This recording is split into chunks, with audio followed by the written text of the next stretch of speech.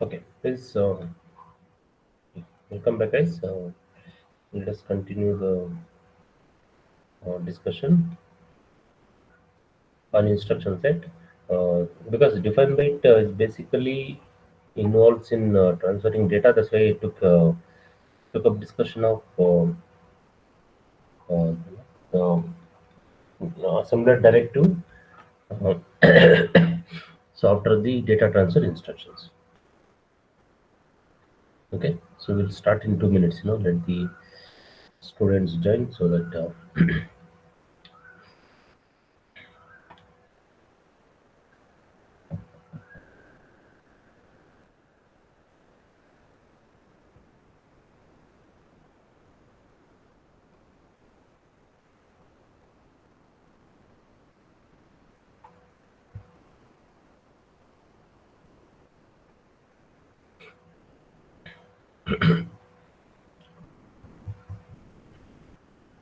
Okay, yes, shall we start? Sorry, here we go. Um, okay, let's jump to the compiler. This, of course, this program, what we have written is only using define byte. Let us see in case this assembly directive. So we have three assembly directives. One is org, and the other is the db define byte, and one more assembly directive is the end. So we have used three assembly directives. So what happens if an instruction is included? Let us say, for example, um, move move a comma hash 09, for example. Some example is okay. Um, I want to show you how it is stored in the memory. Okay, I guess I'll show you. Just a second. This org thing will keep it after the move instruction. Let us see what happens.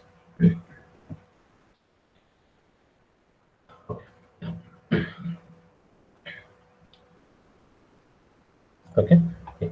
So I'll stop the debug session because it's already in debug session. So I modified the code. Save. Okay. What I've done is, guys, that I've inserted instruction before org. 500H. Okay, this in the first line. If org is not included, okay, in the first line, okay, because we could have included one line here. We could have written like this. To start the program from first location of internal RAM space, we could have said org 0008. Okay, maybe this we could have done that. Sir, say, sir, ಏನಪ್ಪ sir, screen ಕಾಣ್ತಾ ಇಲ್ಲ sir. ಅಯ್ಯೋ ನಾನು ಇದು ಮಾಡಿಲ್ಲ share ಮಾಡಿಲ್ಲ sorry sir share okay correct ಅದು I started the record session but I forgot to okay no problem okay not much modified. I'll show it again. You can't say that it's sharing now. Okay. Okay, guess what I have made the changes is I have included one instruction move a comma hash 09H before org. Okay, this we can include the first line as org 00 so that the program will be stored starting from the first location of 0000H in the internal ROM space. Okay, this we can do. If this is not if this is not okay, let's say if I don't want to save the source code starting from the first location on the line. Okay, starting from the first location, we can take a jump and we can store from some other location. For example, let us say 0500H. This is possible. Okay, now we'll see those two cases here. First, I'll comment out this, because even if the first line is not included, by default, PC points to, because when the microcontroller is reset, by default PC points to the first location because the content of PC will be 0000H. So because of that, anyway, it by default points to the first location of internal ROM space. Just a second. Yeah, internal ROM space. So this first line is optional.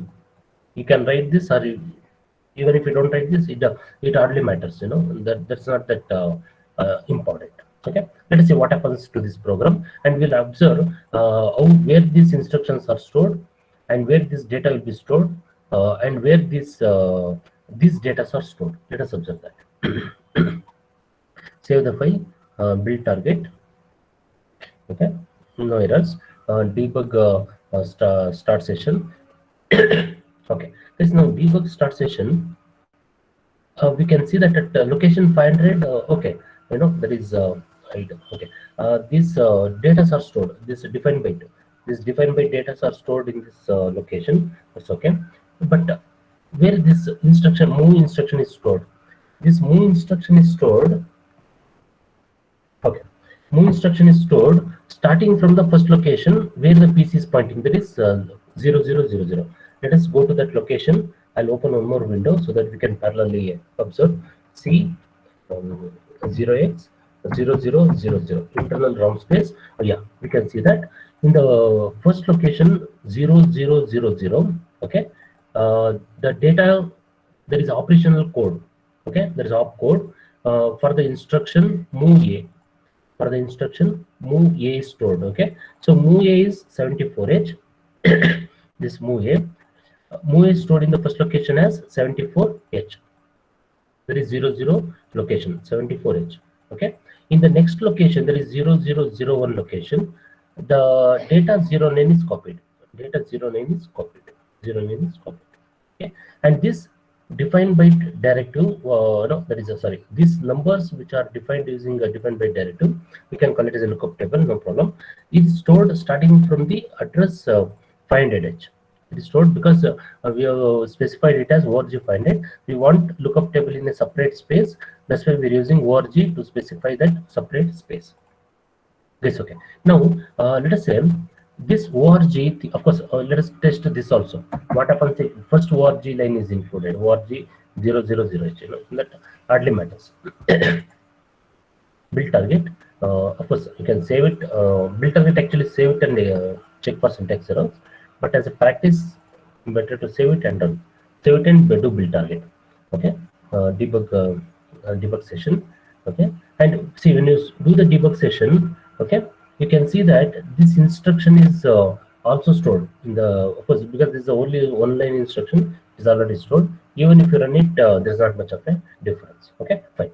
Okay, so now what I want to check is now instead of the first line as 0000, let us include this address. Okay, let us see in the first line only because initially PC is pointing to the first line 0000H. I'll try to change this content of PC using the defined by assembler directive org. I'll specify some other address. What I expect is PC to change it as 0500H and store this 74 and 09 in the location 500. In the location 500, starting from 500. So that's what is expected to happen. Let us see what happens. So I made these changes. Save the file. Build target. There are no errors. No, I think did it run? Yes. No errors. Debug start session. Okay, debug start session is sufficient, but still we'll run it and we'll see. Okay, and let me erase this. Okay, and let's say what is there in 00? Okay, no, nothing is there.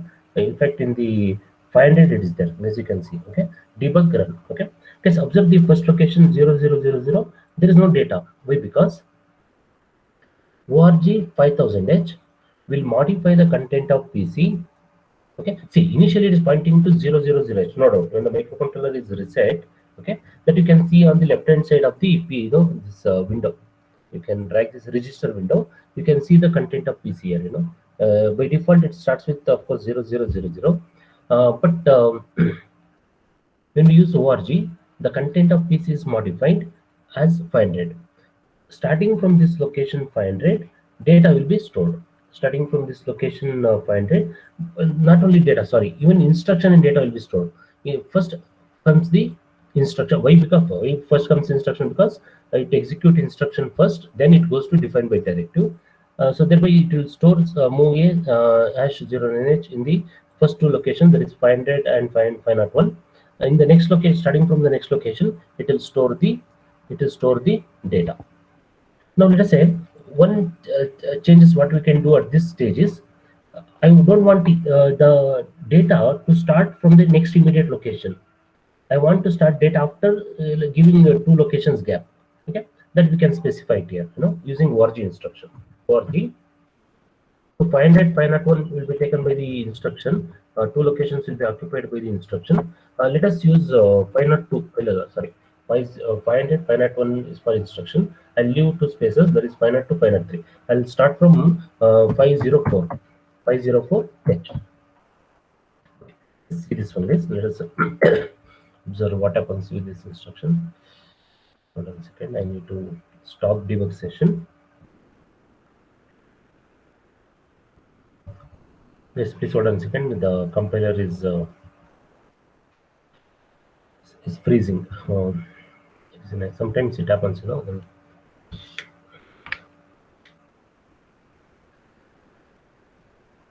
Yes, please hold on a second. I'll show that. Meantime, I think it does out of okay. Debug stop. Okay, so I modified the code. I have to save the just a second. Yeah, here we go. I have to save the code. Right click on the source code, build target to check syntax errors. There's no issue. Debug start session. Okay. Okay. What I am expecting, did I get the same result? Okay. We need not run the program, but still, since we have instruction, let us run it. Debug run. Here we go. Okay. Yes. What happens is starting from location. Okay. By the way, what is there in the first location 00? If something is there here, it's a problem. Okay. There is no instruction in the location starting because PC was pointing to this location before the execution of the program. Okay. Now, since we have specified org, we have changed the address to 500 from where this instruction will be stored from another location starting from 504H. These data should be stored. Okay. So what is the advantage of using defined by directive is it gives the flexibility of separating the instructions and data in the memory. Okay, not like this. See here both the instruction and data is mixed up. But the defined by directive helps in creating separate array of memory where we can store the data separate. We can store the data separate. Okay. This is about what is known as a defined by directive. Okay. Yeah. Here we go. This next is this that. Okay. We have one more directive that also we'll discuss. We discussed org. This is very simple. Okay. The other directive is end. See, this indicates end of the assembly program. End of the source file. That is when the source file contains assembly language file. That is assembly programming. Okay. End is the last line of the 8051 program. Anything after the end will be ignored by the compiler or assembler. Okay. So let us try that also. For example, let us say move. Let us say move R0, hash 02H, something like this. Let us see. We have one more program at the end of the after the end assembly directive.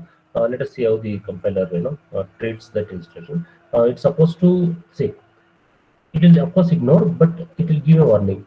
Text found behind end statement, so it is ignored. Compiler says it is ignored. We need not even run the program, but still, let us say, out of curiosity, there is no error, but there is a warning. Warnings, in C programs also you have seen, 2-line program, 10 warnings used to be there, but okay.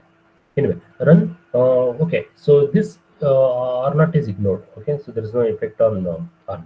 That's it. Okay. Why end? Okay, now the question is, I don't want end. Let's say I'm not interested in to specify the end of the program.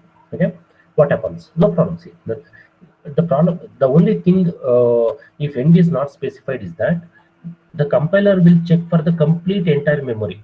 It will start from internal RAM space, let us say 0000 internal RAM space. Okay, it will go from 0000 to last location of FFFFH looking for the program, because we have not specified end statement.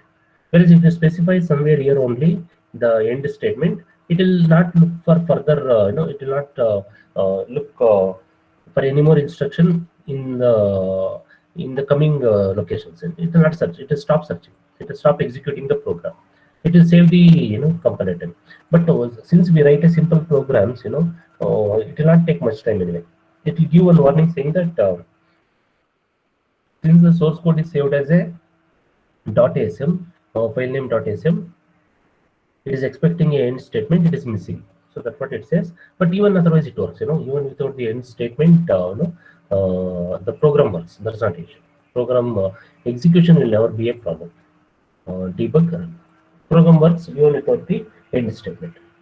But it is always a good practice to include, because the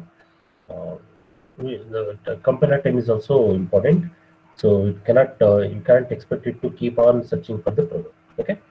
There is one more directive called as a EQ, which stands for equate. This is a similar directive which is used to define constant data without occupying the memory location. Okay, it is specified. Let's say some data. I want, let's say, I will use frequent data like 09H in the entire program. Okay. So then this is I'll call it as some data D1, for example. Okay, so wherever I specify D1 in the program, I want it to be replaced by 09H.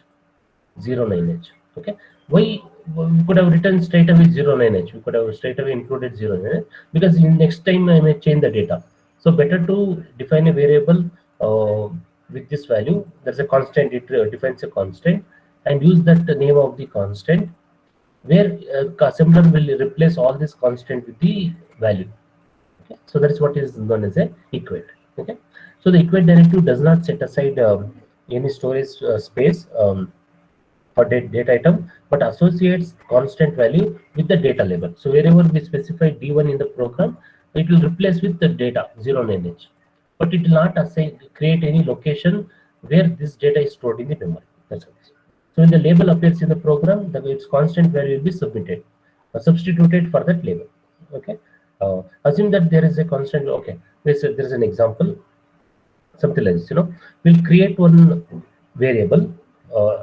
So variable is a wrong nomenclature for this. We create a constant term, constant factor. Okay. Yeah. Called as count, which is equated to 25.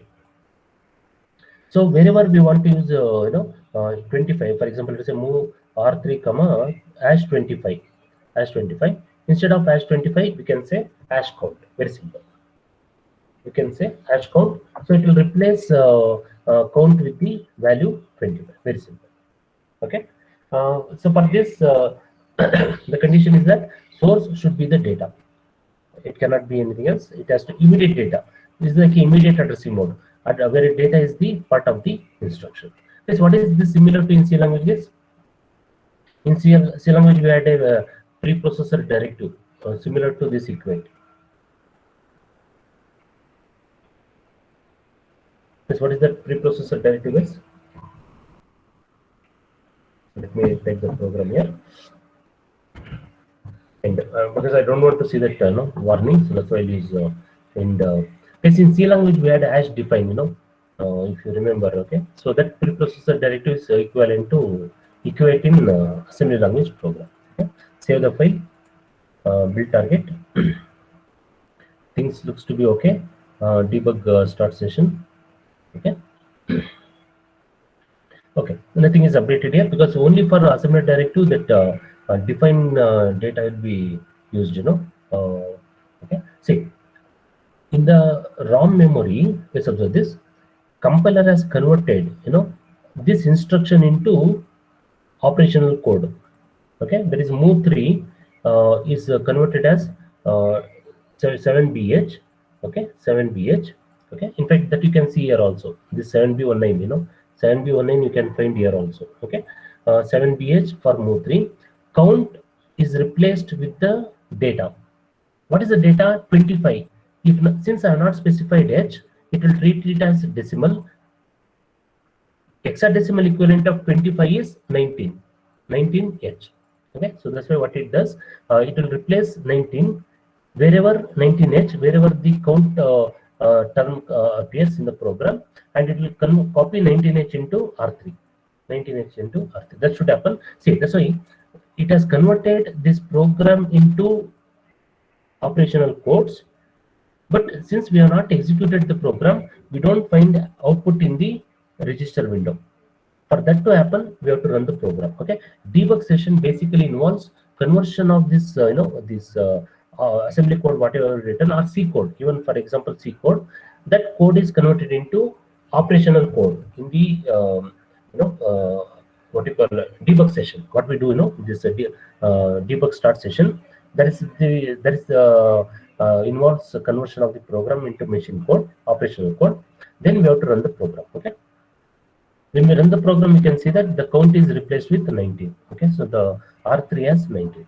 Okay, so now what we have to check is just out of curiosity. Let us say if it is 25h, what happens? If it is 25h, of course 25 should be stored. And just to understand how the compiler treats the number, debug start session. Okay, 25. So R3 should consist of 25h. R3 now consists of 25h. Okay, so this is what is called as a equate assembly directive, because next time we may use a count many number of times in the program. Okay, for example, move a comma hash count. Okay, so like this we may use many instructions. So wherever this, if you want to change the value, you can change it here. Straight away you can change it here. So this value will be updated everywhere the count term appears in the program. That's all. That's all. As defined, similar to as defined in C language. That's okay. Very simple lesson. The equate is very, very simple. Okay. Here we go. Okay. These are the what is called as assembly directives. So this is a information to the direction to the assembler. It is not an instruction. Okay, yeah, here we go. Yes, we'll continue with the instruction set. Next is the what is known as arithmetic instructions. Yes, I think I'll open this. Okay, you can find instruction set here also. Just a second. Add instruction. Okay. Add instruction in program status world. Okay, there are some examples given here. So, okay, here we go. We'll take both examples. Yes, we'll refer both the. Okay, next instruction is what is done as a next type of instruction is arithmetic instruction. As the name suggests, we can perform 4 arithmetic operations: addition, subtraction, multiplication, and division. Okay, let us discuss all of them. First, starting with addition. The instruction to perform addition is add. Okay. The condition in all of these arithmetic and logical instruction is that one of the data, for example, if I want to perform 9 plus 6, for example, okay, one of the data should be available in accumulator. Either one of them. See, what you call addition is a commutative, commutative process. You can perform 9 plus 6 or 6 plus 9. It doesn't matter. Okay, so thereby either one of the data should be available in accumulator. There is a must. Okay, other data. That is 6. For example, if 9 is available in accumulator, 6 can be part of the instruction which is called as immediate addressing mode, or it can be stored in memory location, and that memory location is part of the instruction direct addressing mode. Or 6 may be available in a register, and register is part of the instruction. It is called as register addressing mode. Or data 6 is available in a memory location, and that memory location is pointed by a register R0 or R1. That is called as register indirect addressing mode. Register indirect addressing mode. Anything is possible. Okay, let us check all 4 possible. The syntax for add instruction is ADD. ADD for addition operation. The destination should always be accumulator. Destination should always be accumulator, separated by comma. Source. So this is the destination and the source. Source can be any of this addressing mode, whatever we have discussed just now, any of this addressing mode, immediate addressing mode, direct addressing mode, register addressing mode, or what is known as register indirect addressing mode. Any of these four, is possible. Okay, I'll jump to the compiler and we'll check how this addition operation is executed. Okay, so like this we'll discuss each operation so that things are clear. Okay, so I'll take some. Okay, here guys, as we discussed just now. Okay, if accumulator, how does this works is something like this. Let's say for example accumulator consists of data 09. Okay, let's say I'll take B register to make it simple. Let us say 06H. It consists of data 06H. It is like this. Compiler operates like this. A is equal to A plus B. A plus B. That is, A consists of one of the operand. The result of addition operation is stored back to accumulator. Okay, that means accumulator content will be overwritten. Accumulator content, whatever was available here, will be overwritten. Whereas this B content will not be, content of B will not be overwritten. Content of B is written as it is. Only the accumulator content is updated. Okay, so add for example B comma A, sorry, no comma A, sorry, add B comma A, B comma A. Compiler says sorry, this is not possible. Okay, fine. Let us see the these instructions are executed. Okay, so the instruction. So first I'll take some data to accumulator. Move A comma. I'll take some data. Take any data. That's not an issue. Move A comma. 09H, some data. Add A comma hash 06H. Hash 06H. Okay. Immediate addressing mode. Example of a immediate addressing mode where data is part of the instruction. Let us execute the program. Save the file. Build target. Debug. Start session. Okay. Here we go. Okay. Please observe this accumulator region. This accumulator region. What it performs is A is equal to A plus 6, where A consists of 09. Okay. So the result should be F 0FH. That is debug or 0F or 10H. I'm not sure. 0FH. Okay. Fine. It is 0FH. So the result is 0FH, which is stored in accumulator. 0FH, which is stored in accumulator. Okay. So this is an example of what is known as immediate addressing mode. Okay, I'll show the examples for other addressing modes also, so that Okay, so I'll take this data 06 in a location, in a memory location. Move 40H, for example. Okay, so we are storing 40H in the 06H into location 40, and this 40 location is now made part of the instruction. That is, this is a direct addressing mode. Here it is a direct addressing mode. So next we'll have the addition instruction. Add A comma 40H. From this on the line. Okay. Add A comma 40H. Okay. So let us see how the compiler treats. Whether we check whether this is a valid instruction. That is source is the what you call direct addressing mode. That is address part of the instruction. This is fine. Debug start session. So we'll jump to 40 location here. Let us not go to code memory. We don't have any work with the code memory now. Okay, you can see that the program is is converted into operational code, which is stored in the code memory. Okay. So let's not bother about code memory. Let us go to D memory, internal memory, and the address is 48. Okay, let us run the program step by step so that quickly you'll understand. F11 on my keyboard. I'm pressing F11. So A consists of 09, the first data. So 40H now consists of 06H. 40H is now consist of 06H. Now the content of accumulator in 46 will be added. The result will be stored back to accumulator. That means this data will be overwritten. That is 09 will be overwritten. So compiler will execute this instruction, and we can see that this accumulated data is overwritten. But what happened to this 40H data, guys? The data which was in 40H, that will not be updated. That will remain unchanged. Only the accumulator content will be updated. That's all it is. Okay, it's very simple. So this is direct addressing mode, where address is part of the instruction. Okay, So next we'll take one more example, simple, let's say register addressing mode R0, for example, not R0, R0. Okay, this is R0. Give the file, build target, debug start session. Is it updated case?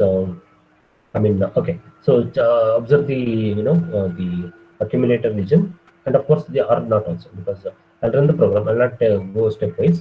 Sorry, I'll not go stepwise. Debug run. Okay. So R naught is consists of 06H. Okay. R naught is 06H. A can add 09H.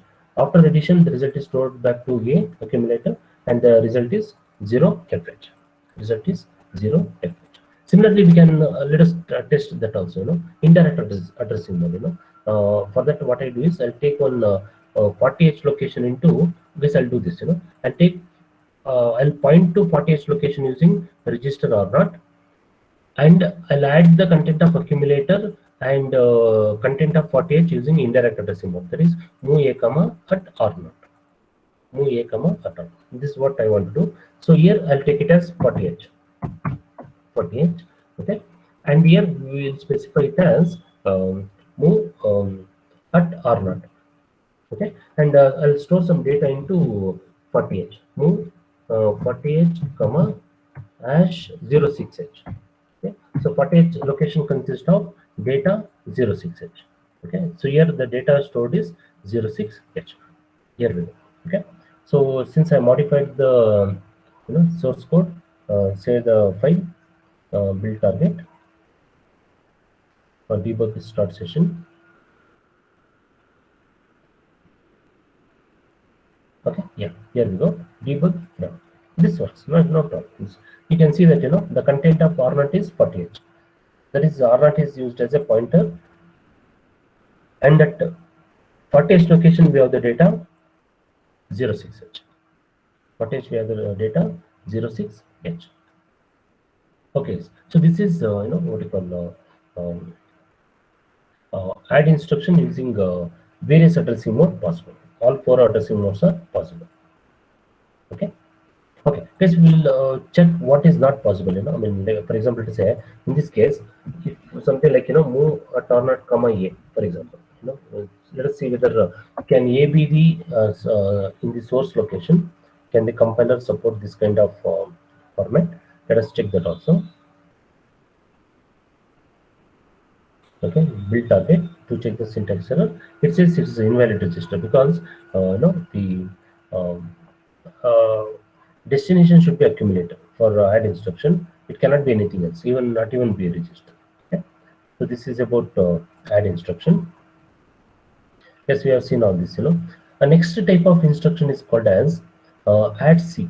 Okay, because what happens now is, for example, let us say we are adding 2 numbers, guys. Let us take example as FFH. FF, because 8-bit number, what is the maximum 8-bit number? FF. Okay, we are adding 2 FF numbers. Okay, what is the result? Yes, for that I'll open the calculator. Just a second. Hexadecimal addition. So the calculator. Okay, here it is. Calculator. Just a second. Okay, so let's say we're adding 2 bigger hexadecimal numbers, for example. Okay, let's say, for example, I'll go to binary, that is standard scientific mode. No, this is scientific mode. I have to go to standard mode. No, not standard mode. Okay, binary. Okay, I'll select hexadecimal. We'll add 2 numbers, FF plus FF. The result is 1 FCH. One FEH. 1 FEH. Okay, fine. Guess what is the size? What is this one, by the way? It is what do you call it? Carry. Okay. So for example, if you take 11 FFH, okay, in this case, what is FF? If you write in binary 1111 1111. Similarly, this FF also 1111 8-bit representation. Okay. When we go on adding this, it will be like this is 0 1 1 1 carry. So carry again 1 1 1 1 and carry. This is carry. This is carry bit. Okay. So this is FE, this is F, and this is E. This is E, FH. Okay. So the size of carry is only 1 bit. The size of carry is only 1 bit. Okay. The total size of the result is 9 bit now. The total size of the result is 9 bit, including carry bit. Okay. But accumulator can accommodate only 8 bit. And then this carry bit will be reflected in the program status word. So this will be reflected in the program status word. We'll check this also. Okay. Before we go to add with carry instruction, we'll check this one. So let us say, okay, let us take a simple thing. Move a comma hash 0 ffh. Okay, I'll take the immediate data. Add a comma hash 0 ffh. Simple. Let us make it simple. Okay, save. Right click, build target. Okay, debug start session. Okay, let's observe this accumulator. Also observe this, what you call program status word. It's somewhere here, it's at the bottom. Okay, so we have to notice these two locations, accumulator as well as carry bit. Okay, let us see how the program runs. Debug run. Okay, so the content of accumulator is FE. This is okay. Content out of one FEH, FE is copied into this. FE goes to accumulator. Okay, accumulator. This 1 bit goes to carry bit. 1 bit goes to carry bit. Auxiliary carry is also set to 1. Auxiliary carry. Because what does this auxiliary carry indicates? Carry out of lower 4 bit. That is when we perform, FF addition. Yes, that I'll explain here. Okay, when we perform FFH, okay, and FFH. When we perform addition of these two numbers, FF corresponds to 1111, 1111.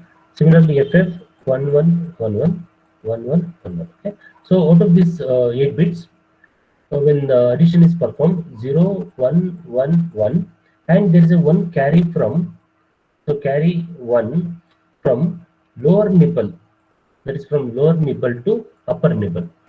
Upper nibble. Okay. So this carry from lower nibble to upper nibble is set in AC bit, auxiliary carry bit. Okay, auxiliary carry bit is set to 1. Auxiliary carry bit is set to 1. What is this parity bit? Is parity. Parity bit indicates number of ones in the accumulator. Okay, so number of ones in the accumulator is FE. FE corresponds to FE is the result. Out of in the content of accumulator, number of ones is 7. Number of ones is 7. Okay, this is odd parity. That means if number of ones is odd, then parity bit is set to 1. Parity bit is set to 1. To make number of ones even, including parity bit, the number of ones become even. Okay, so that's why P is set to 1. Parity bit is set to 1. That's how it is. Okay, this is the simple addition operation. So next is what is known as a add with carry. Okay, now what happens now is, let's say for example, we are performing 16-bit addition, for example, 16-bit addition. 16-bit addition. Okay, what is 16-bit addition? Okay, listen, I'll go here. 16-bit addition. 16-bit addition operation. Okay, so I'll take example for a 16-bit addition operation. Okay, for example, let's say 1 FFH, because I want to carry from the lower byte. Let me take it like this. Similarly, this is C2 FFH, for example, C2 FFH. Okay, yes, out of this, 2 numbers. Okay, first number is a 16-bit, second number is also 16-bit. Okay, in the first number, the lower byte is FFH. In both the numbers, this is the lower byte and this is the upper byte. In both the numbers, this is the upper byte. Upper byte. Okay. In 8051 microcontroller, we cannot perform 16-bit addition. Why? Because 8051 can handle only 8-bit of data. 16-bit addition is not possible. It can perform, it can handle only 8-bit of data. How can it perform 16-bit addition? Not possible. Okay. So how to add 16-bit numbers in 805 microcontrollers? Very simple. Okay. First, what we do is, first we'll add the lower bytes. First, we'll take FF into one register. Just know what we did. A, and we'll take one more FF into another register, or it can be part of the instruction, immediate addressing mode. Okay, let's say we'll take it to B register, for example. Okay, first we'll perform A plus B, A plus B. The result of this A plus B is available in accumulator. But actually result of FF plus FF is 1FE, 1FE. FE is available in accumulator, and this one is available in carry bit. Okay, but now next is we need to add the upper byte. We need to add the upper byte of both the numbers. That is, we need to perform 11 plus C2, 11 plus C2. But for this 11 plus C2, we have to consider carry from the previous lower byte addition. We have to consider the carry generated from the previous lower byte addition. Okay, where this carry bit is stored, it is available in the carry bit. This carry is available in the carry bit. To include this carry bit, for the addition of upper byte, we have a separate instruction called as add with carry. Add with carry. What it does is, before addition, let's say for example the syntax is like this: add with carry A comma B, for example. Okay, what does the instruction does is, it will add A plus B, and of course result is stored to A. This is the normal addition operation. This we have seen, A plus B added and the result is stored back to accumulator. This is okay. Along with this, what does the compiler does is, it will also consider the carry bit. It will also consider the content of carry bit if ADDC instruction is used, add with carry. So result is A plus B plus C added. The result is stored to accumulator. Okay, but if you consider this, A plus B is 8-bit data. Okay, so A plus B is 8-bit. Okay, so A plus B both are 8 bits. Both are 8-bit, but this carry is 1 bit. Where this carry bit will be added? It will be added to the LSB. So carry bit will be added to LSB. It will be added to LSB, not to MSB, of course. It should be added to LSB. Yes, okay. So this is the meaning of the instruction ADDC. Let us perform this. I'll take the same data. I think I had taken, what is the data I had taken? 11FF and C2FF. What should be the result is that, let's see the calculator. The result should be, okay, let us check the hexadecimal addition, 11FF plus, what is that, C2FF, C2FF equal to, the result should be D4FE. Okay, fine. Let us see where the data is available, where will be the result. Okay, so let us perform this operation. Okay, so what is my it is, I don't know why I'm not getting this. Yeah, here it is. Okay, I need to erase this. Okay, so first we'll perform out of 11FF and C2FF. So first we'll perform FF plus FF, FF plus FF. Okay, how to do that is very simple. In fact, we are already doing that here. Okay, so first we are taking first FF, and then it is added to second FF. Okay, next we need to perform these two. That is, we need to add 11 and C2. We need to add 11 and C2. Okay, so let us do that. Okay, yes. Now the result of addition of FF plus FF is available in accumulator. Now for this addition operation, one of the data should be in accumulator. I'll be using this data, which is FE, which is obtained by adding FF and FF. Okay, so thereby what we do is, we'll save this content of accumulator temporarily in one of the registers. For example, move R0, comma A. The content of A, which is FE, is now copied into temporary location R0, general purpose register. Okay, so that I can now perform the second set of addition operation, that is upper byte addition. Upper byte addition. Okay, how do we do that? So let us take the data, move A, comma, and take the data as 118. 118. I'll add the data to now add C A, comma, hash 0C2H. The instruction should be okay. This in the first addition, can we use ADDC here? Not necessary, because this is the first byte addition. There is no carry. Carry will be anyway 0. Even if you use ADDC here, that's of no use. Okay, but here it should be ADDC. Otherwise, this carry will be, the ignored. This carry will not be considered. Let us run this program. Okay. I hope what I'm trying to do is clear for you guys. Okay. Um, okay. Let us run the program. Okay. Save the file. Save the file. Build target. Okay. Okay. It's a debug start session. So what does the debug start session does? It will convert the program into its equivalent, operational code. Please just a second. Just a second.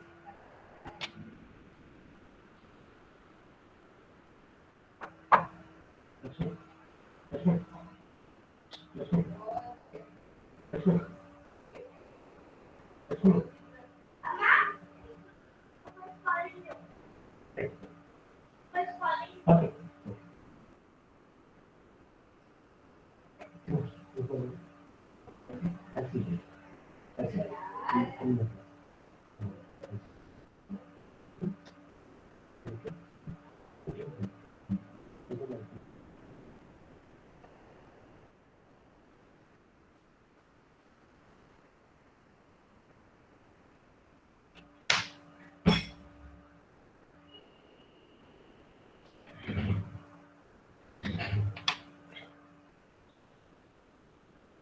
Okay, sorry. Okay, yeah. Let us run the program. I think debug start session. Okay, let us run stepwise execution. F11 on my keyboard. Okay, first instruction. FF is added to transfer to accumulator. Second line of execution. FF. So content of accumulator is added to FF, and the result is FE. That is stored in accumulator, and even the carry bit is updated. Okay, so carry bit is equal to 1. Carry bit is also equal to 1. Carry bit is set to 1. Okay, fine. Here we go. Next line of execution. That content of accumulator is temporarily stored in R0. Okay, now you can see I need to push this up. I'll push this down. Okay, yeah, here we go, so that I can see the content of R0. Okay, so R0 content is now. Can I drag this down? Okay, no issues. Okay, no problem. So content of format is FE. I'm saving temporarily FE. Next line of execution. Okay, now see this. Content of accumulator is updated.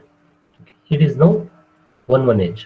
It is now 11H. This 11 will be added to C2H. C2H in the next line of execution. It should be the instruction should be add C.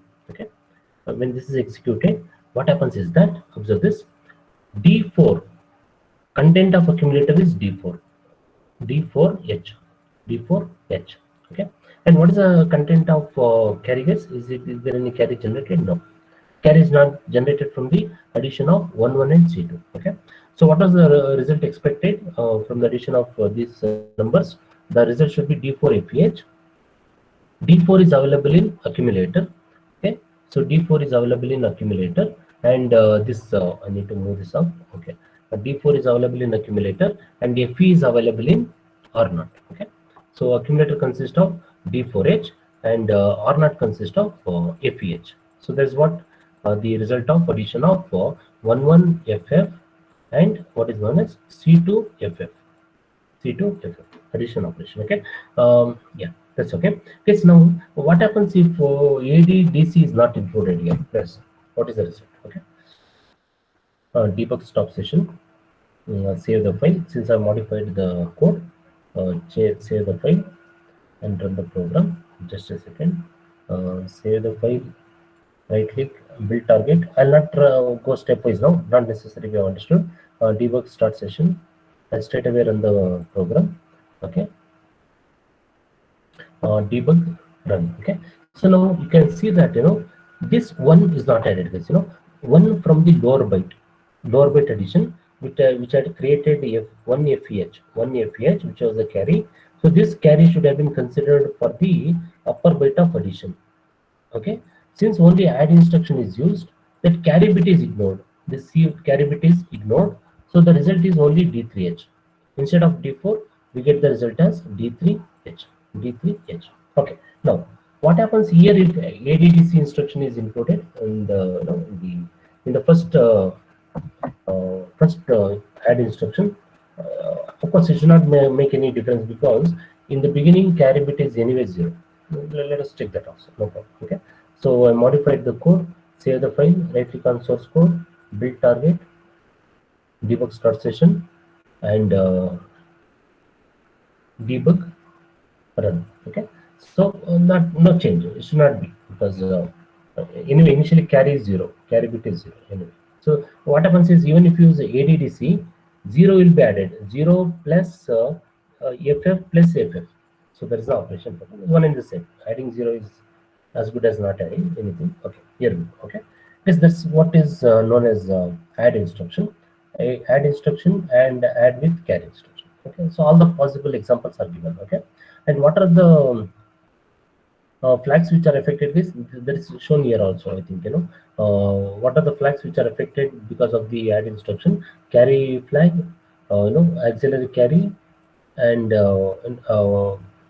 parity flag, of course, which is not shown here, and overflow flag. Overflow flag comes into picture when we perform signed arithmetic. That will discuss. That I'll discuss later. Okay. When we discuss signed arithmetic, we'll discuss that also. Okay. Some more example is given in this. They have given binary representation, and you can refer both the materials. A lot of examples are given anyway. Yeah. So that's about the add instruction. Okay. Yes. Next we have what is known as a decimal arithmetic operation. Okay. So what we discussed now is a normal addition operation. Okay. So next is what is known as a decimal arithmetic operation. Okay. What is decimal arithmetic operation? Okay. So this what is BCD guys, by the way? BCD corresponds to binary coded decimal number system. Okay. That means decimal numbers from 0 to 9. Decimal numbers from 0 to 9. Is this on the line? Just give me a second. Just a second. I'm getting a call.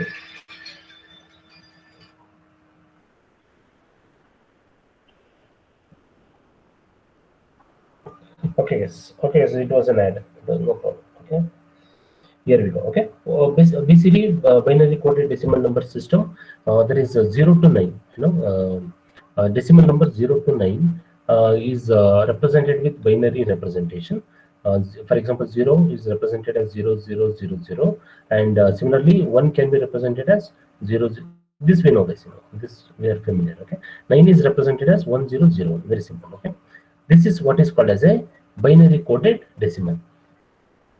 Okay. Now, what happens when we perform binary coded numbers? What happens when we perform some arithmetic operation on binary coded numbers? That we have to understand. Okay. So when we say binary coded numbers, there are two types of binary coded numbers called as unpacked BCD and what is known as a packed BCD. Okay. What is unpacked BCD? The lower 4 bits of the number represents the BCD number, and the rest of the bits are 0.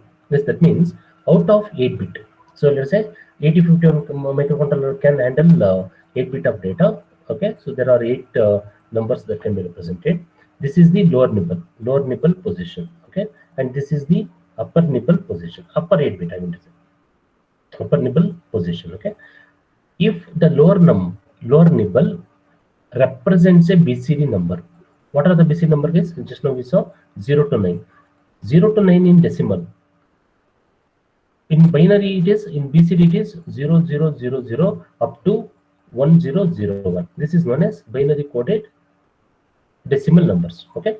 If the lower nibble represents a binary number, okay, like 100, for example, that is 9. Okay. And upper nibble is 0. Upper nibble is 0. That is called as unpacked BCD. That is called as unpacked BCD. Why it is unpacked? Because only one number is represented out of 8-bit position. Only 4-bit position represents a BCD number. Other 4-bit does not it represent 0? There is a question.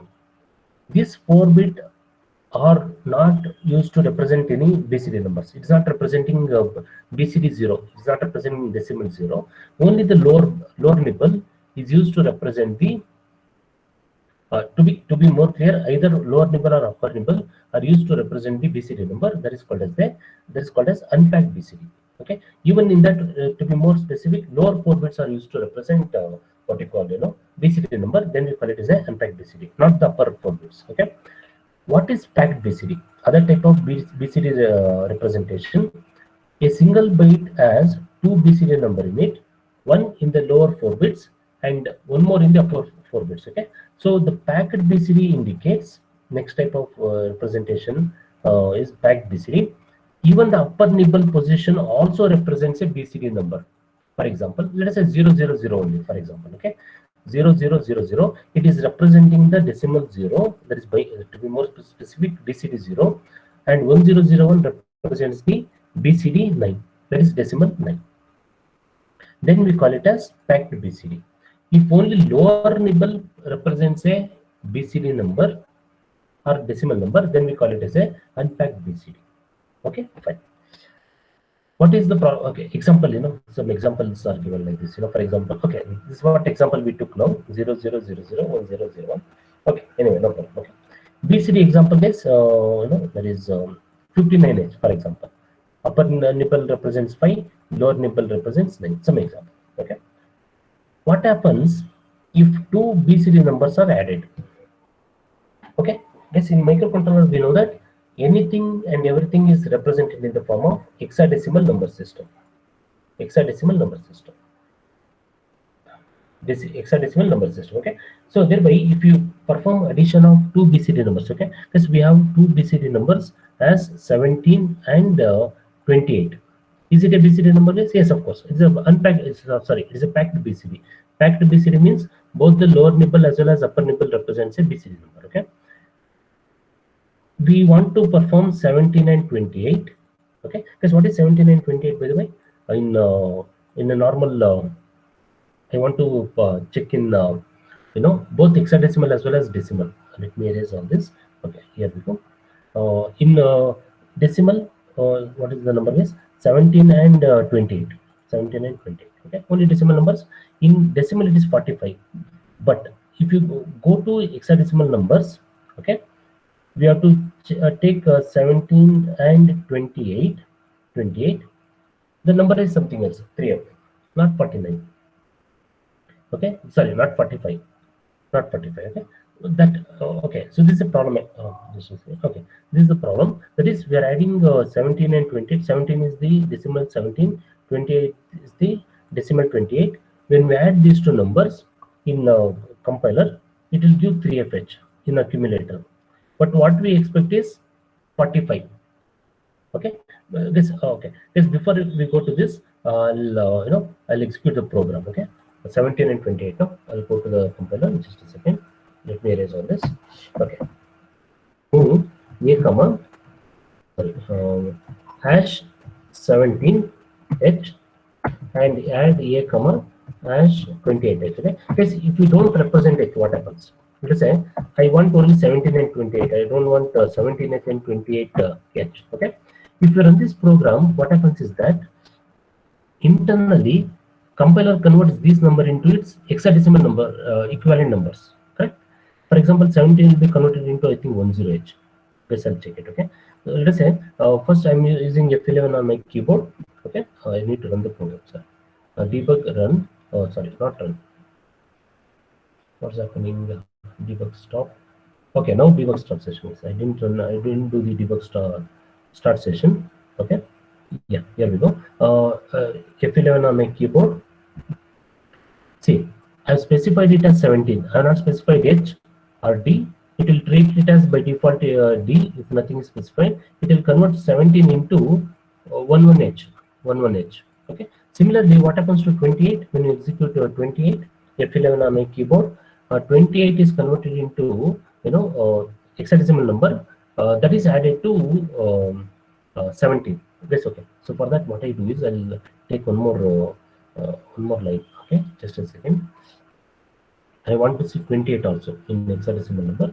That is, let us say move v comma hash 28.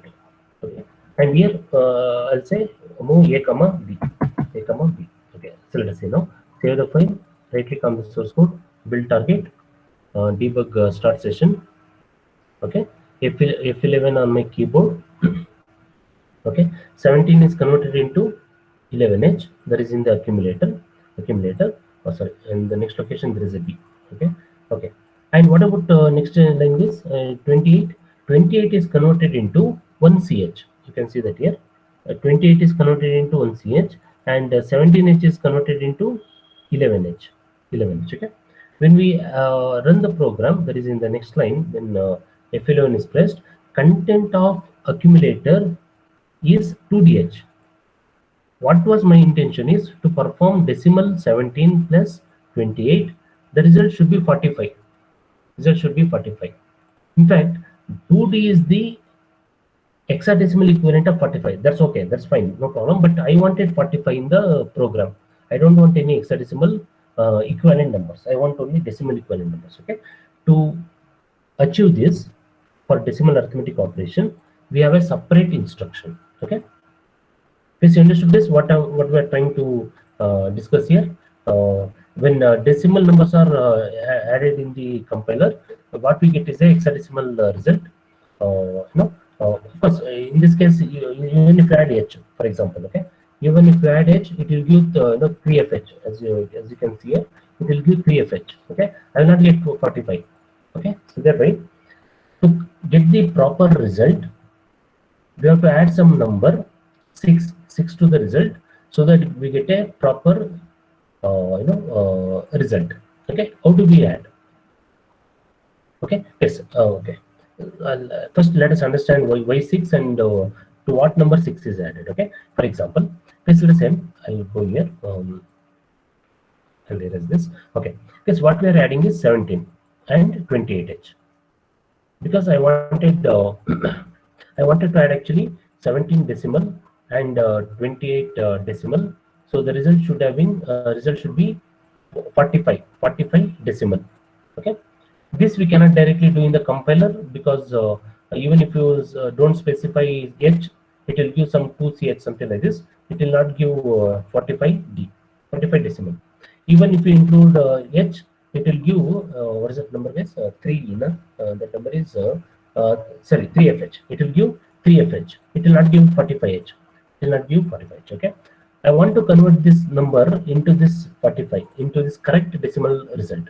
I want to convert this hexadecimal result into proper decimal result. For that, what I have to do is I have to take this number. Okay, to this result, hexadecimal result, I have to add number 6, such that this 6 is added to particular number, that is particular nibble position. In this there are 2 nibble positions. This is the lower nibble and this is the upper nibble. Okay, so 6 is added to either lower nibble or upper nibble, or to both lower nibble and upper nibble, if that nibble position has a number greater than 9. If it has a number greater than 9, then we have to add 6 to that number. For example, lower nibble, the data is f. Okay, f or e, sorry, is it f? That is, okay, sorry, it is f only. Okay, so it is f. Okay, so the result is 3fh. The lower nibble is f. F is greater than 9. Is correct? F is greater than 9, because after 9h, the next number is a, b, like this, 9f. Okay, so f is greater than 9. So we have to add 6 to f, and the upper nibble is 3, which is less than 9. We will add 0. What is the other possibility, guys? Something like this. For example, let us say if the result was f3h, for example, if the result obtained was, let us say, for example, f3h, the result was f3h, then what is the number we have to add? This to the upper nibble we have to add 0. Addition, it is a normal addition operation. Okay, to the lower nibble we have to add 0. Why? Because lower nibble is smaller than 9. So we have to add 60 to f3 to obtain the proper result of 45d. 45h, of course, 45h, but this represents the correct result of decimal addition of 17 and 28. Okay, fine. In case if both the nibble position is something like this, let us say both the nibble position is let us say C and D, for example, both the nibble position is C and D, then we have to add 66 66 to the result to obtain the proper decimal result. To obtain the proper decimal result. Okay. To perform this 6, okay. Now the question is why 6? Why not 7? Or why not 5? The answer for this is very simple. Guys. If you consider this, let me let me result you. Okay, if let's say if you consider decimal numbers, it is from 0 to 9. Okay, hexadecimal, of course, it has 0 to 9. In addition to that, it has A, B, C, D, E, and F. E and F. Okay, so if you see the difference, okay, 0 to 9 is common in both the hexadecimal and decimal. Other than this, there are additionally 6 characters. Additionally 6 characters. Okay. For example, 0 to 9, A to F. After F, what is the number? Is 10, 10H, 10H. Okay. The difference between this 10H and 9 is 6 in hexadecimal. Okay. So that's why if a particular nibble position is bigger than 9, if it is bigger than 9, for example, F is bigger than 9, then we have to add 6. If it is smaller than 9, not necessary. If it is smaller than 9, it is not necessary. Both the numbers are same. Both the numbers are same. Only if it is bigger than 9, bigger than 9, then we have to add 6 to obtain the proper decimal result. Okay. To perform this, we have a built-in instruction called as DA. Okay. DA stands for DA stands for decimal adjust operation. Okay. DA stands for decimal adjust. The syntax, see, all the addition operation, the result will be in accumulator. So accumulator consists of incorrect result.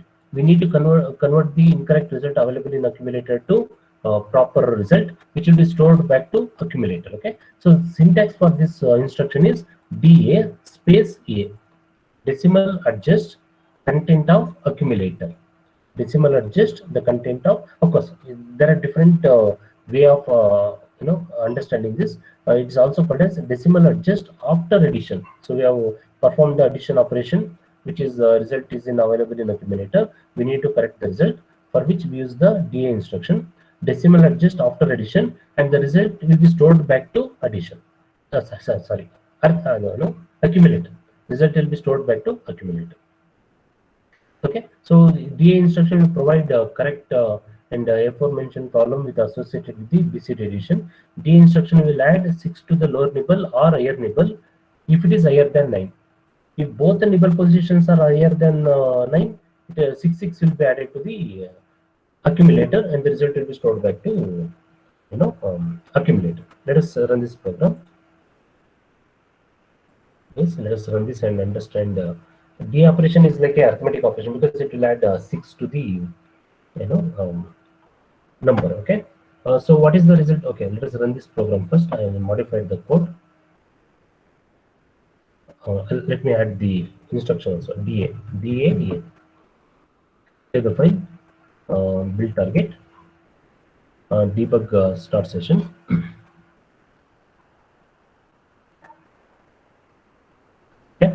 I'll stepwise execution. I'll use F11 on my keyboard. Okay. First instruction. See, 17 is as it is copied into accumulator. 17. Okay. Next line, 28H. B register now consists of 28H. B register now consists of 28H. Okay. Third line execution. Add A comma B. The result is 3FH. The result is 3FH.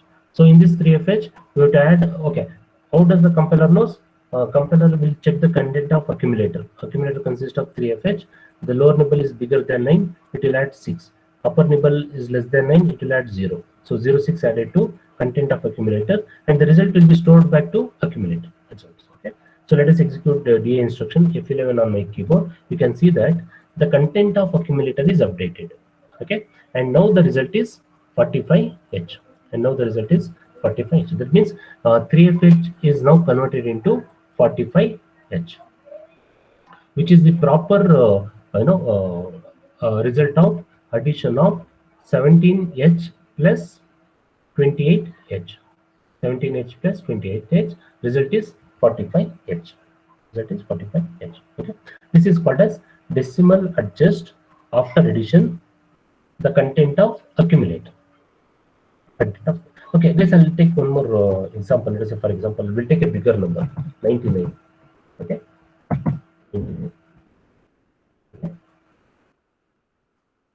Debug stop, because we cannot take A, B, C, D because there's hexadecimal numbers. We are doing no decimal arithmetic operations and performing 99 plus 99. Okay. Okay. So let us see the result. Okay. Build target or debug start session. Okay. F11 on my keyboard. Okay. First 99 is copied into accumulator.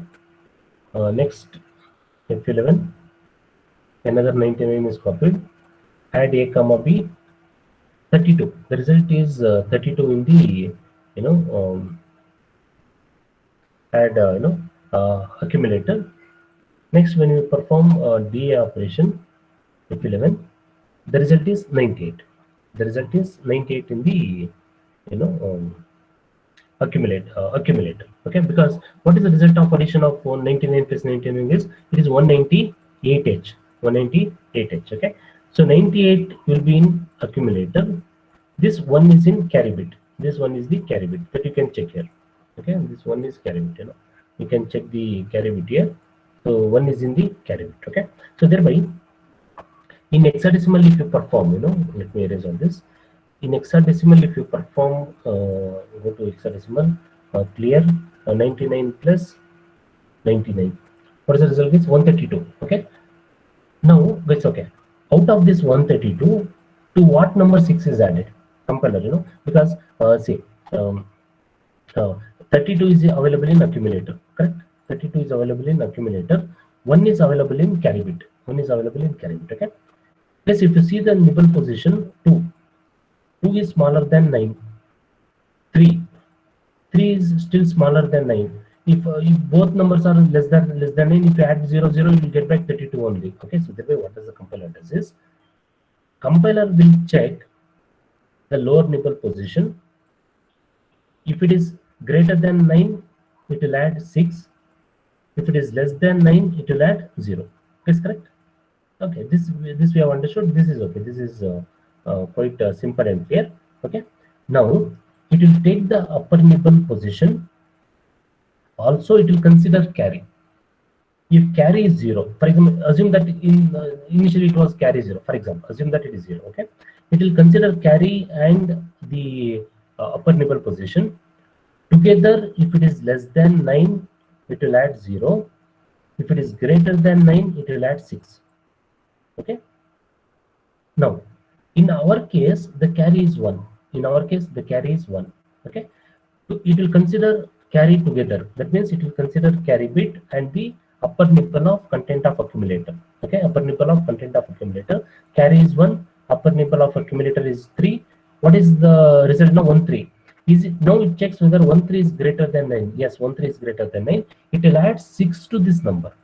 Okay. So thereby, what happens now is, effectively it is performing these two numbers. It is performing this addition now. Out of 132 result, it will add 0 to the lower nibble and it will add 6 to the upper nibble. Okay, so there is a 6 to the upper nibble and it will get the it will obtain the result. Okay, so let us check that. Yes, I need to erase all this. Okay, yeah, let us check this now. 132H. Out of 132, first, okay, so let me take, by the way, just a second. Okay, so the result is 98H. Okay, but 98, if you add 6, okay, I think it is adding 6 to the, yes, I'm sorry, I need to make some corrections here, sorry. Okay. Yes, I'm sorry. It is 132. 132 plus 66. I think it is 66. Yes. Okay. Yes, I'm sorry. Now I'll correct myself and I'll explain like this, guys. Sorry. Okay. 132. Initially it was 132. Okay. Yes, I'm sorry. I made a mistake. Okay. Out of 132, 32 is available in accumulator. 1 is available in carry bit. Guys, I'm sorry. My understanding was wrong. That's why I got doubt, It will take both the numbers. Since carry is generated, what does it do is, it will consider these two numbers. See, if carry is not generated, there is a different issue. But if carry is generated, it will take these two numbers together, 32. Is it 32 greater than 9? Yes. 32 is greater than 9? Yes. So it will add 6. Okay. And next it will consider upper nibble and the carry bit. Upper nibble and carry bit is 1, 3. Okay. Is it greater than 9? Yes. Then it will add 6. So it will add 66 to the number. It will add 6. Okay. Yes. To be more clear, to make it more simple, you can say like this, whenever carry is generated, it will add 66 to the number. Very simple. It will add 66 to the number. Okay. When it adds 66 to the number, there is 132 plus 66. It is 198. It is 198. The result is proper. Yes. Okay. So that's how decimal adjust accumulator operation works. Yes, is this clear, guys? So thereby the result what we get obtain is 98 in accumulator and 1 in the carry bit. So 198 is the proper result of addition of 99 plus 99H plus 99H. But our intention is to perform 99 decimal plus 99 decimal, 99. Okay. The result should be 199 decimal. Okay. But what we do in the program is we perform 99H plus 99H and we use DA, decimal adjust.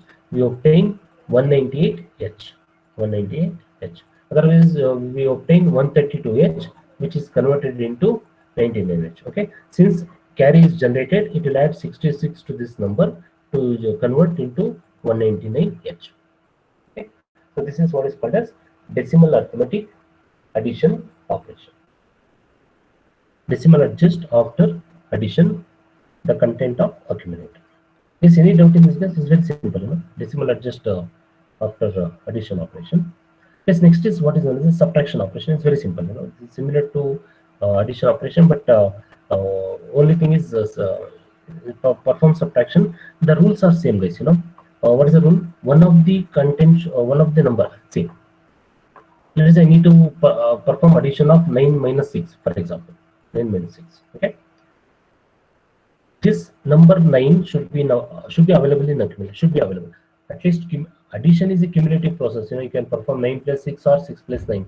It is one and the same. But in subtraction, not possible. You cannot perform. If you want to perform 9 minus 6, you cannot perform 6 minus 9. Of course, it gives minus 3. But in decimal, hexadecimal operation, we have to be correct. We have to be specific. So 9 minus 6, 9 should be in accumulator. 6 can be in any location. It can be the immediate data. It can follow any 4 addressing modes. Immediate addressing mode, or a direct addressing mode, or a register addressing mode, or register indirect addressing mode. Okay. And the result will be stored back to accumulator. Result will be stored back to accumulator. Okay. It's very simple. Of course, we can see one example. Of course. A simple variation of subtraction operation is subtract with borrow, SUBB. Okay. What does the subtract with borrow does is, it will consider carry bit as the, say something like this, if you're performing 6 minus 9, you want a borrow. Okay. So if borrow indicates carry indicates borrow here. Okay. So carry content is used as a borrow. Okay. So if carry is already generated, there is borrow.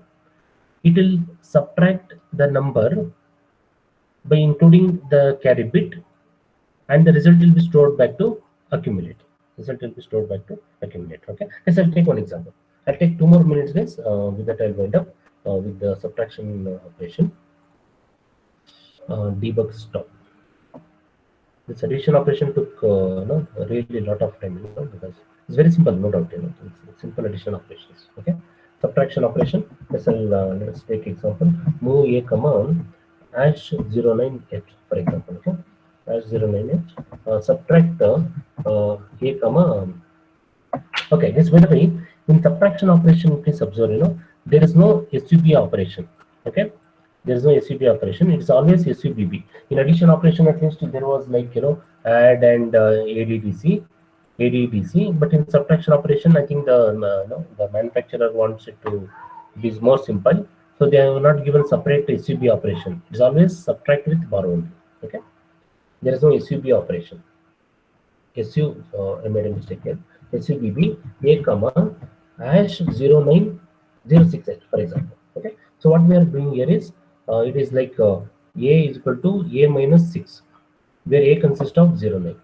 A consists of 09. 09 minus 06. The result will be stored back to accumulator. It should be 3. 3H. Okay, so let us run the program. Did we do the build target? Yeah, build target, debug start session. Okay, yeah, debug start session. F11 on my keyboard. First 09 is copied into accumulator. Okay, the next is F11 on my keyboard. 09 minus 06. The result is 03. 03 is copied into accumulator. Result is stored back to accumulator. Okay. Please observe the content of carry. Is there any carry? No. Okay. But if you are when we are performing, for example, let's say I'll take this case, that is 06 minus 09. Let us see what happens. 06 minus 09. Okay. So 06 should be in accumulator. 09 can be anything. It can be part of the instruction also. So this is 06. That is, for example, 06, and let us say this is 09. Let us see what happens. To understand the borrow concept, let us see this. Save the file. Right click for right click on source code, build target, debug start session. Okay, F11 on my keyboard. Okay, yes, 06 copied into accumulator. That's fine. And F11 on my keyboard again. Okay, let's observe this now. It has performed 06 minus 09. Okay, yes, calculator. I need to erase all this because it is overlapping. Yes, here we go. What I am performing in hexadecimal mode. Let me first clear this. I am performing 6 minus 9. Yes, result is, of course, don't worry about so many F's. F represents a negative number. This one represent negative number. I'll discuss in the next class. Inside arithmetic. Okay. Let's observe this number. It is take only the last two numbers, guys. That's important. FD. What is FD? 1111. What is D, guys? 1101. DEF. Correct. 1101. 1101. Okay. What we intended to perform is 6 minus 9. 6 minus 9. What is 6, guys? 0000. What is that? 6 0110. This is 6. This is 6. What is 9? 9 is 0000 in 8-bit representation. 1001. Yes, how do we perform subtraction in decimal number? Sorry, in binary number, guys? Do we have any subtraction operation in binary numbers? No. Okay. So for that we take what is known as 2's complement. Is you heard of 2's complement now? What is 2's complement? Take 1's complement, add 1 to that. And 2's complement. Correct, no? Yes. It is 2's complement. Okay. So thereby, first what we have to do is this second number 9, whatever 9 we have, this first we have to take 1's complement. What is the 1's complement of 9? That is 1's complement means invert complement. 0 is converted to 1, 1 is converted to 0. 1 1 1 1 0 1 1 0. Okay. Add 1 to this. This gives, say, first it gave, we got 1's complement. 1's complement. Now we want 2's complement. For 2's complement, we have to add 1. When we add 1, it becomes 1 1 1 0 1 1 1 1. Correct. Okay. Now to this number, we have to add 6. We have to add 6 to obtain what is known as 6 minus 9, to achieve 6 minus 9. Okay. What is 6 in the binary representation? It is 0 0 0 0, and what is this? 0 1 1 0. Correct. 6. That is 6. Okay. When we add these two numbers, it is 1, and this is 0. Carry is 1. 1 carry. There is a carry from here. 1. This is 1. 1 plus 0. 1 1 1 1. what is the result we got is D. This is FD. This is FD. FDH. This is FDH. This is FDH. Okay. So the result what we get is FDH. 6 minus 9. But the question is, how do we know it is a subtraction operation? Maybe this we got from addition. Okay. What is the guarantee it is obtained from subtraction? That condition is indicated in the what is known as carry bit. That condition is indicated in the carry bit. Okay. That means if carry is set to 1 in subtraction operation, that indicates that larger number is subtracted from smaller number. Because it is like taking borrow, 6 minus 9. Can we perform decimally 6 minus 9? We have to take borrow, How do we know if we have taken borrow? That is, after borrow only we can perform something like that, okay? So we have to take borrow from the previous position. That is indicated by the carry bit. That is indicated by the carry bit, okay? The carry bit indicates here, it indicates it is a negative number. 6 minus 9, it should be minus 3. That means, we are performing a subtraction operation of smaller number, larger number from smaller number, okay? So result what we obtain here is FDH. Result what we obtain here is FDH, okay? And the carry which acts as a borrow for this subtraction operation, it indicates that it is a negative number. Because in the earlier case we had seen that carry was 0. When we performed 9 minus 6, carry was 0. Carry was 0. Now for 6 minus 9, carry is set to 1. That indicates borrow. This case, this is what is known as subtraction operation. Okay, fine. Anyway, this think we can stop at this. So we have completed. Okay, only 2 instructions set today. That is arithmetic instruction and sorry, only arithmetic. In that only addition and subtraction. Yes, completed. Successfully completed arithmetic and subtraction operation. No problem. Subtraction operation is very simple, guys. And these 3 flags are affected, as similar to that of carry. Addition operation. In addition, also these 3 flags are affected. The same flag is affected in the subtraction operation. Very simple. Okay. Multiplication operation and division operation will continue in the next classes. Let us not overburden ourselves. So multiplication and division I'll continue in the. In fact, increment was like a addition operation. Okay, no issues. I'll continue in the next class. No problem. Okay, guys. Thank you, guys. Thanks for participating for such a long duration. Okay. Thank you. Stay home. Stay safe. Take care. Good day.